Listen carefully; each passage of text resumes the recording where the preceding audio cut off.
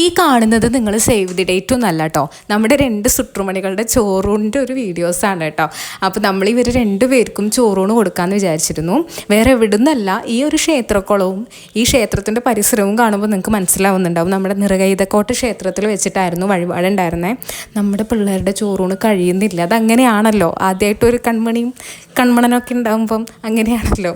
അപ്പം നമ്മൾ 2 പേരും അങ്ങോട്ടും ഇങ്ങോട്ടും എൻ്റെ മാമൻ്റെ മോളാണ് കേട്ടോ അത്. ആളുടെ പേര് റുവാനാണ്.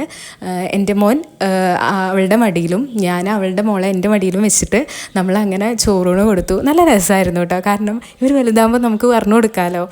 അങ്ങനെ കുറേ വീഡിയോസും ചോറൂണിൻ്റെ ഇടയിൽ ഈ കാണുന്നത് എൻ്റെ ചെറുക്കൻ്റെ കരച്ചിലാണ്. ചോറൂണ് കഴിഞ്ഞ് നമ്മൾ വീണ്ടും മക്കളെ നടക്കലിരുത്തി ഉള്ളിൽ കയറി തൊഴുതു, നന്നായിട്ട് പ്രാർത്ഥിച്ചു.